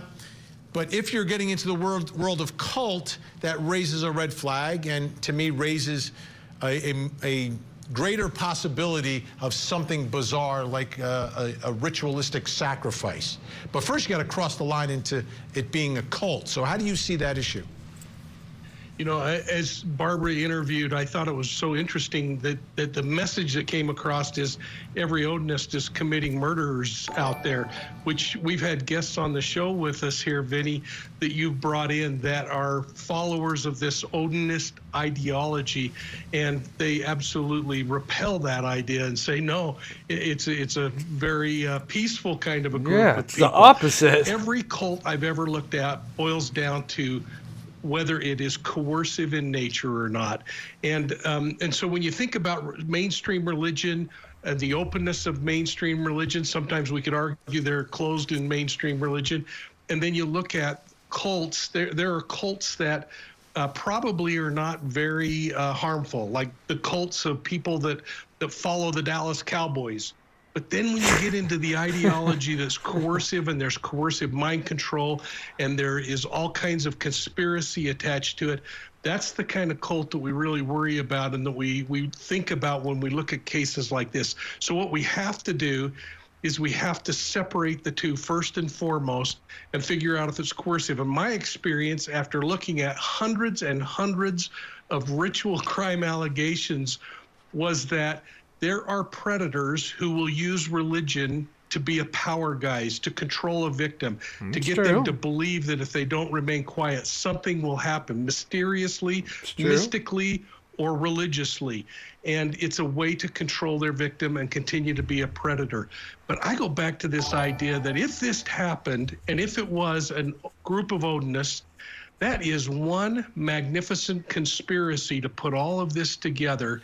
It is one magnificent conspiracy to get all these people that had to have been involved, that were out burning things in the woods and putting sticks on people, to get them all to remain quiet. And I guess that's the problem I have, Vinny, from an investigative standpoint. Well Let me said. follow up really quickly on this. For it to be a cult, does there have to be like a leader or like leaders that are coercing the masses to do these things? In most cults, you're going to see one person that all people look to, or maybe one or two that all look to, and they are the final rule. They are the one that makes the decision. And we saw this in cases that I investigated, where you have the leader who comes up with these spiritually wacky ideas, but then you have the followers who want to be the arm of the leader and go out and act it out. But in those kinds of circumstances, Vinny, there are too many tongues that know about what happened, and I just don't believe it remains as quiet as this has remained. I see super chats, guys. I'll get to him in a minute. Barbara, is Thank there you, any guys. indication at this point, with this allegation of this Odinistic society or group or whatever, that there's a leader? Not that I've heard of. I mean, there were some names that were listed in one of the filings from Bradley Rosie and Andrew Baldwin, But not like a hierarchy, like, okay, this is the man or woman that is sort of leading our group and is saying, hey, it's time for a sacrifice or something like that. Yeah, I think there probably is somebody filling that role, but that hasn't really been clearly defined. And how serious is this group? If this is, in fact, a group, are they people sort of playing this on weekends, or is this something they're taking very seriously? Chris, Todd, let me ask you, in your investigations out there. Sky Ricky, thank you so much for the Canadian $20. You are so awesome. Per Thank se, you. whether it was like, a bunch of guys that got together, or the people that you think could have been involved that had friends or were, interacting with others or were close to other people, anything like that? Hey, Mandy. Well, with respect to this case in particular, or in general? In general, in that area when you were out there. I mean, there's been talk. I know a couple things about Richard Allen that I'm not going to say today. I'm getting a lot of information about him, about another connection to a hunter out there. And people do think that there were multiple people involved in either placing these girls there. So it is possible that there's other people in this cover-up. So I'm not ruling out this larger conspiracy, but I just don't have all the facts to really hone in on that right now. Appreciate that. All right, everyone stay where you are. When we come back, we're going to talk about the issue that William Lebr is probably most concerned about at this point in preparing, or when he was the attorney, in preparing for a murder trial, which is the treatment of Richard Allen while waiting for his trial. Okay. So I'm assuming this is going to go for an hour, close to it. Susie Storm with the $3 super chat. Thank you so much, Susie. I appreciate that. I hope you're doing well, and thank you so much for watching the show. Barker, love Chris. Thank you so much. That's what I do. No crime is sound cynical. No, I'm just being a little dramatic, just because some of the things are being said. June, maybe this guy doesn't want to be his attorney again. Laugh out loud. This interview will definitely keep him off the case. June feels differently. I feel like he's saying everything that he would say, because we have no idea. These sounds like the Baldwin and Rosie that have been recently reinstated may have to face these accusations of mishandling, with the leaked evidence and everything, and it's a possibility that they could be kicked off again. So, and if that happens, then who comes back on? And to me, it only makes sense for Shrem and Lobrato. If not, I don't see this trial happening in October. And I hope that doesn't happen for the family's sake. I really, at the end of the day, it's all about Abby and Libby and a fair trial.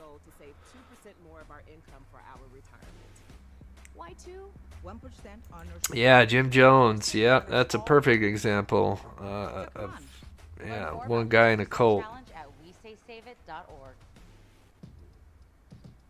Let's go.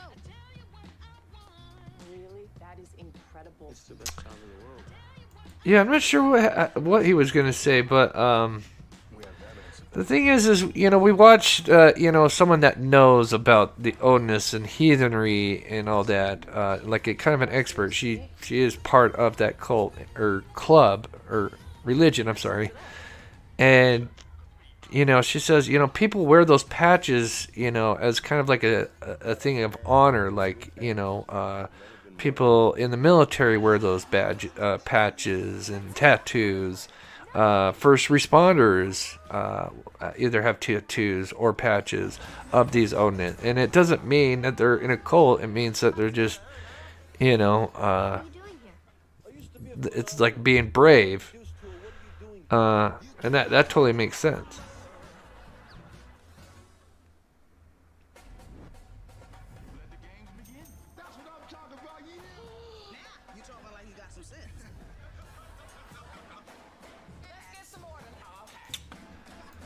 I've heard rumors.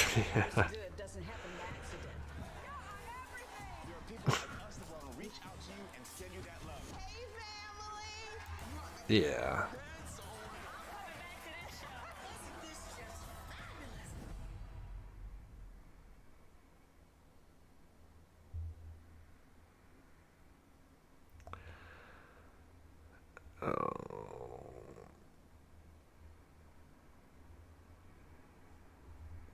I hope you're doing well, Black Witter. Sorry that you have to work, and I hope work goes well for you.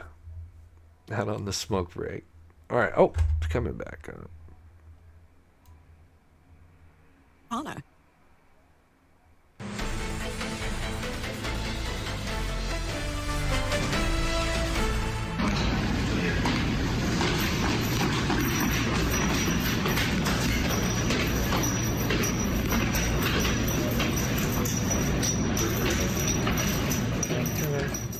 This is Richard Allen,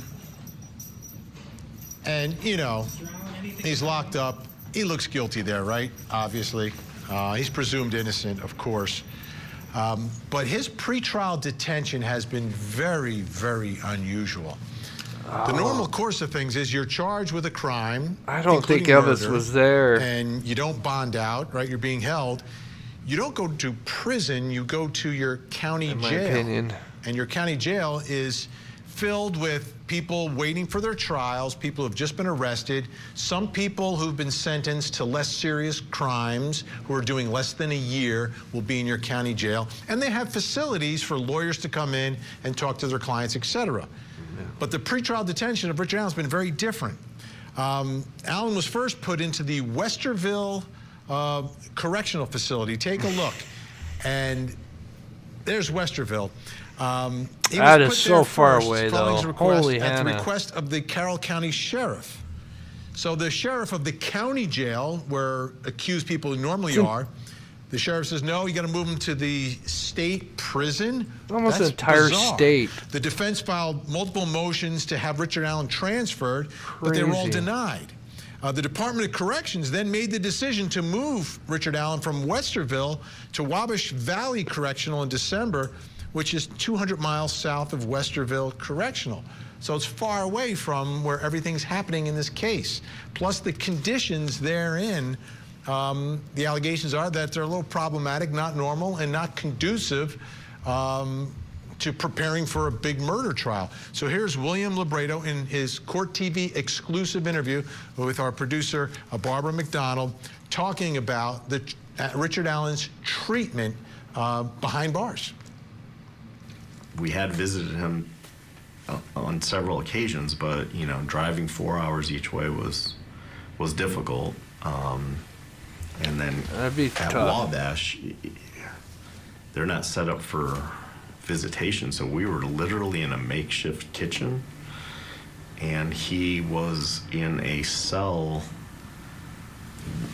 We had to stand 6 feet back, and he's talking through the slot where they put the tray of food through, and that's not a very conducive way to have meaningful conversations with your client. I couldn't hand him documents. I couldn't have him sign documents.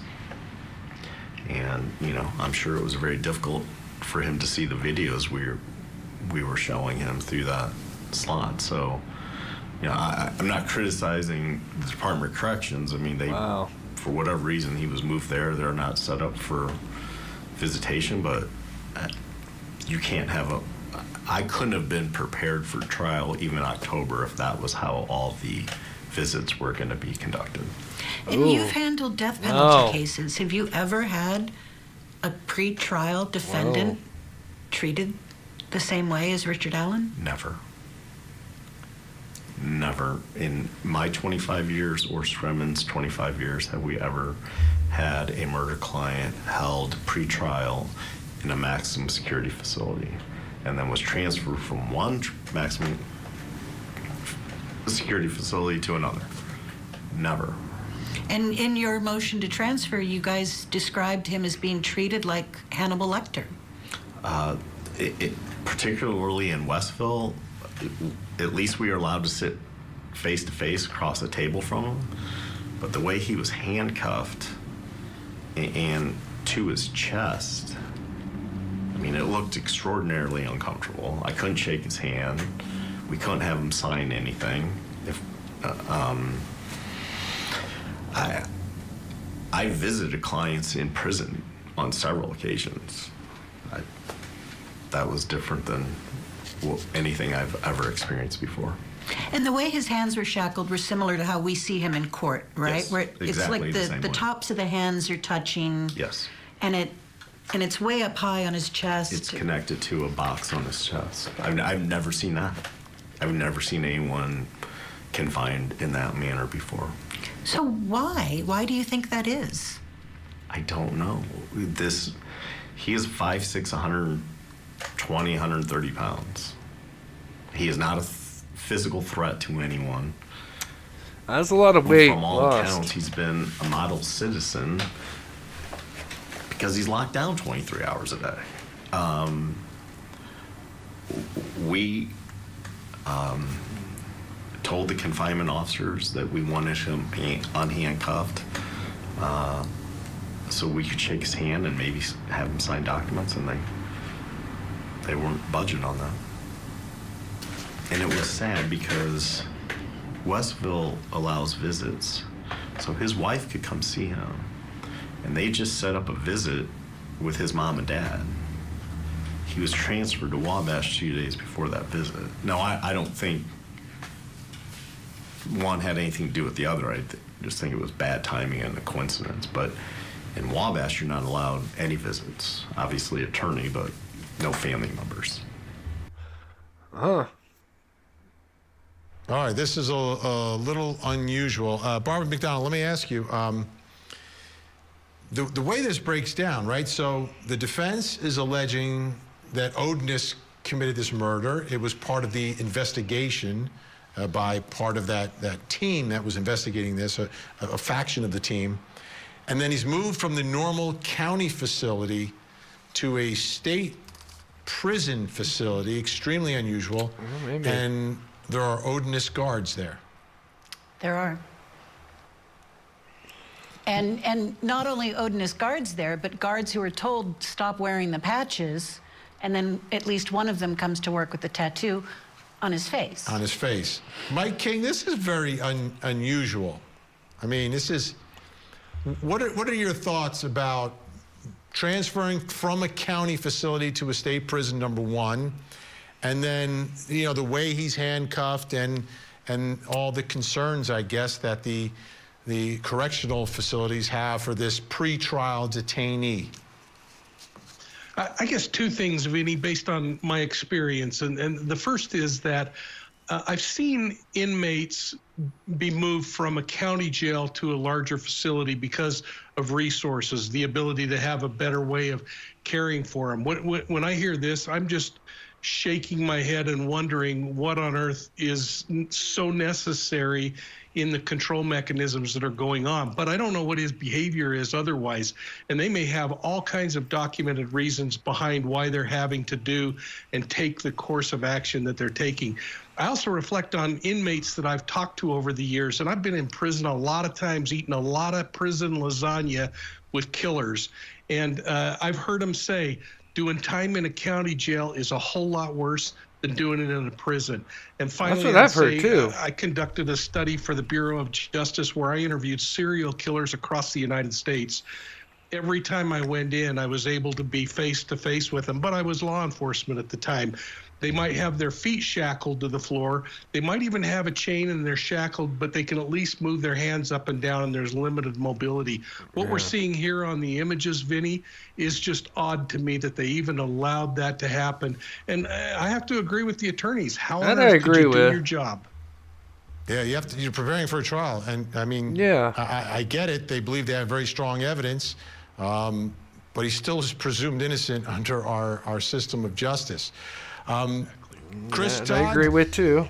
What are your thoughts? And this is just like, they're alleging an Odinist conspiracy, and then he goes from the normal county jail that's what a lot of people to a say. prison where there are Odinist guards, or guards that practice heathenry, which is very close to Odinism. I don't know.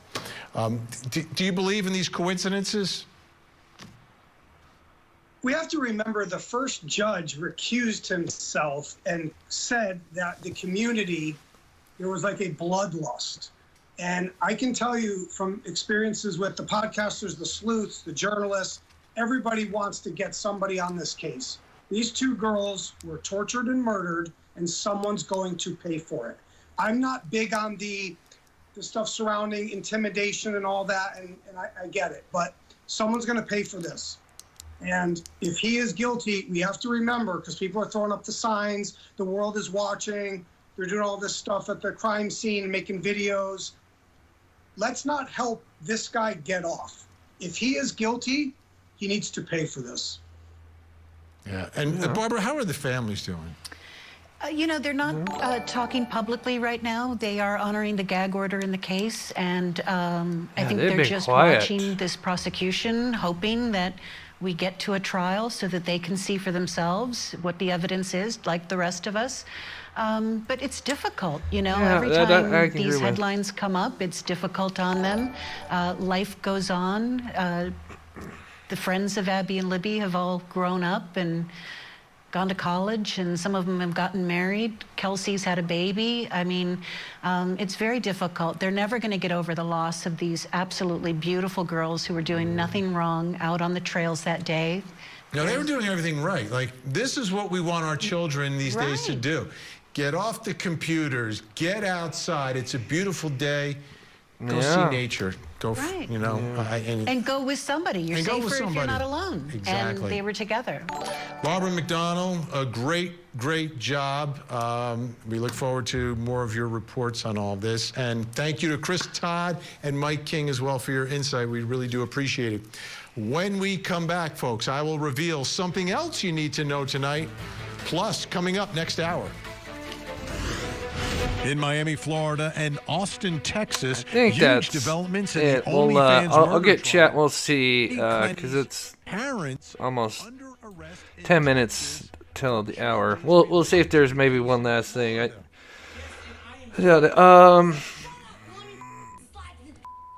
What's going on here? We have the latest. I was at the This is terrifying.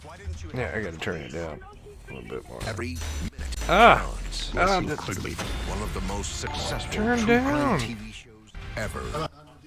Okay, anyway. Lost my train of thought. Let me get to these super chats. Tom, I think all that false data that was leaked to MS Podcast, ooh, yeah, there was to keep us out of the investigation while they dealt with the facts known in this trial.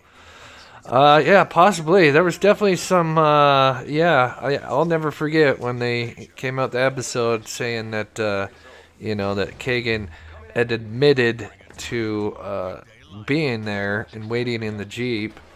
And I made a video on that, and that kind of got backfired on me and everybody else that probably reported that, because before that, most of their stuff had been,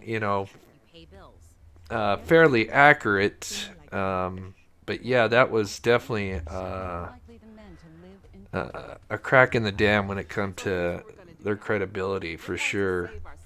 Thank you so much, Tom. And Henry Dog with the $5 super sticker. Thank you so much, Henry. Really appreciate your support, and I hope you're doing well. There's June. I saw her somewhere. It's been fun hanging with all you. Love you. Oh, thank you so much, June. And thank you for being a member for 4 months now. Congratulations. Boy, it seems like yesterday you became a member. Rochelle, is it Rachel? I think it's Rachel. It's Rachel, I'm sorry. Rachel D with the Canadian $5 super sticker. Thank you so much. I really appreciate that.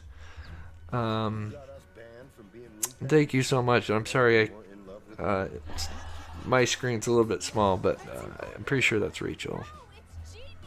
If it's not, I think it's Rachel. If it's Rochelle, I apologize. But thank you so much. Let me know in the chat, because it's kind of small, so I apologize. I think we got them all. We're just gonna see if there's anything else. Really? That is incredible. It's the best child in the world. And that's saying a whole lot. We have evidence of that. D says, I really feel like it was a group, and the Odinism single is grossly underestimated, but due process is not happening. So you feel, and many do. I don't buy the angle or the group. I just feel like if it was a group, they would have caught him much sooner, because people talk. More people involved, that means it's more likely someone's going to tell a friend, and they're going to tell somebody, and it'll spread. And I just feel like with such a high-profile case, that this is having a group of people being able to keep this quiet for so many years, I think is highly unlikely.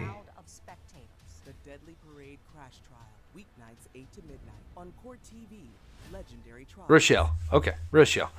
All right, I apologize when it's super chat. The name's a little bit smaller. Rochelle. Okay, gotcha. I apologize. All right, let's see if there's anything else. Let's see.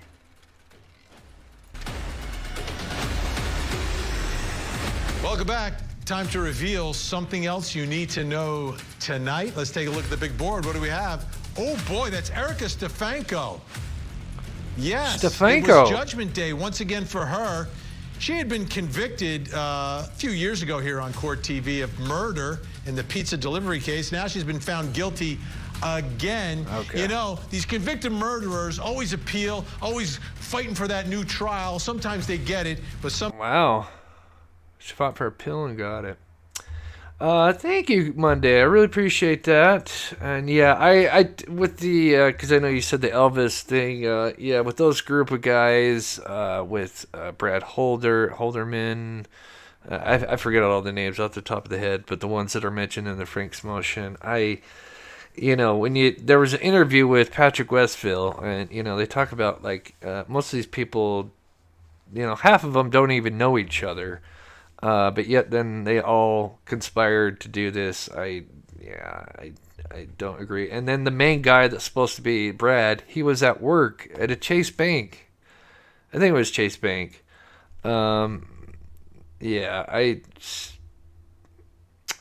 don't think so.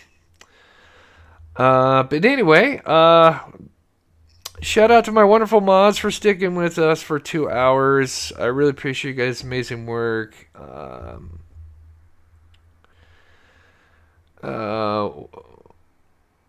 Why do people want it to be Richard Allen? Yeah, I don't know if we want it to be Richard Allen. I think it's just he's the one that was arrested, and we have the evidence against him. And then what little evidence that we know of, which of course there's always going to be more evidence. You know, that's to me that's sounds more plausible than the other theories or, you know, public persons of interest. But we're going to end it there because we've gone for 2 hours. I really appreciate everybody taking the time to enjoy the show. John Knapp, keep removing my comments. I don't know. As long as you're not saying anything very mean or, you know, disrespectful, shouldn't. We just, if you comment, just be respectful. We do... like to hear from both sides. I don't see anything that was blocked, but I'm not sure. Anyway, we're going to go ahead and end it there.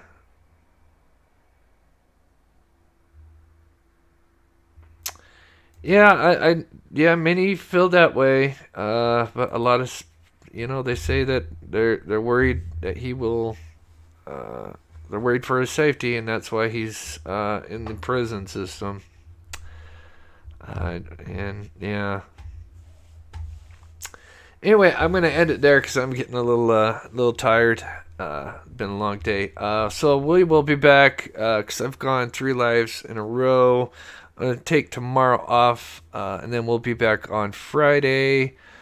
And I have something with the Brian Koberger case that I'm a video, not a live, that I'm working on. I'm releasing. I don't know if it'll be tomorrow, but probably sometime Friday or Saturday. And yeah, so next live Friday. Not sure what we're gonna cover. Well, it depends. If the Kansas City toxicology comes out, you know, that's gonna be a big thing. If that comes out like tomorrow, we may go live then, because I'm sure that'll be huge. So. But thank you to everybody that could donate, especially, I understand it's the end of the month, and not everybody can donate. I hope I didn't miss any. I'm just quickly checking real quick. I think I got them all. I think so. Perfect. All right, guys. Have a wonderful night, afternoon, or morning, depending on where you are. And we will see you guys Friday.